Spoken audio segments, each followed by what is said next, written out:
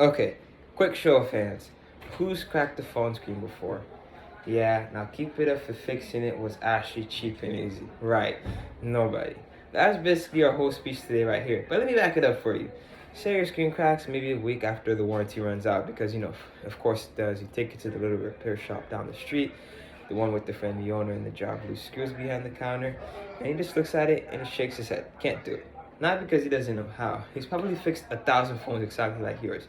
He can't do it because he can't get the part really, or the tool, or the little piece of software that tells you, okay, this new screen's allowed to work now. The manufacturer just won't sell any of that to him.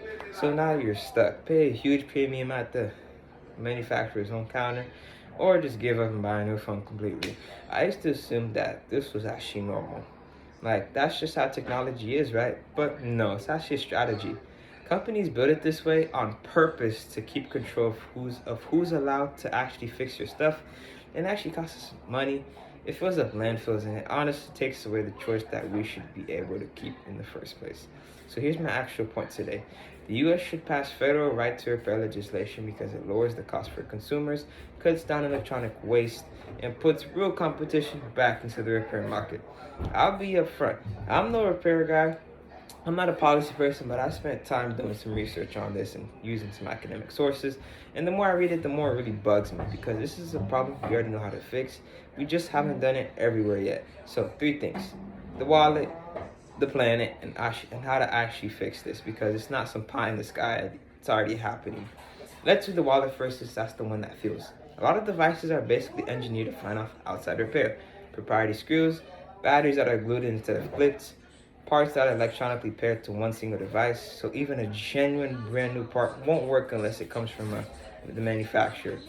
That's not a simple accident of design. That's actually a business model, plain and simple. And the U.S. Public Interest Research Group actually ran the numbers on this.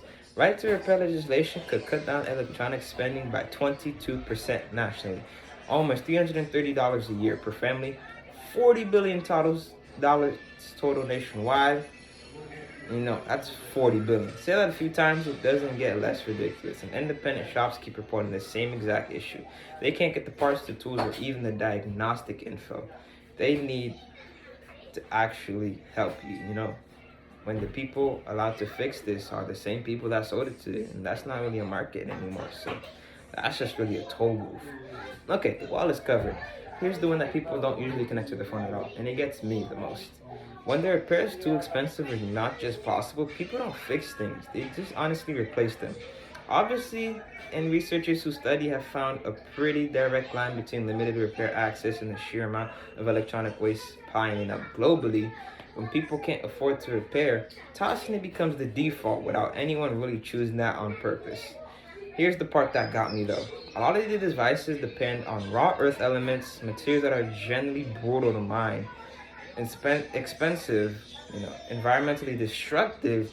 So every phone gets thrown out instead of being fixed. That means somebody somewhere has to rip out that stuff out of the ground to build its replacement.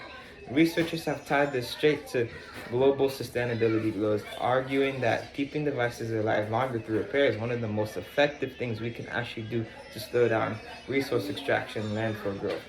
So it's not just an annoying expense, it's an environmental cost we're all quietly paying for whether we think about it or not. Alright, so good news, there's actually more. Federal right to repair legislation will require manufacturers to make repair parts, tools, and documentation available to everyone, not just authorized dealers.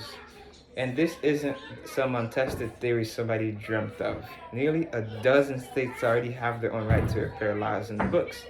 And there's a real bipartisan momentum building for the federal version, which, if you know anything about Congress right now, it's not just a small miracle on its own. It's not just the US thing either. The EU already passed similar legislation requiring certain electronics to stay repairable for up to 10 years. And the tech industry did not fall apart. It's just adjusted so that this isn't hypothetical. It's already working. The real question is whether we can catch up or keep falling behind.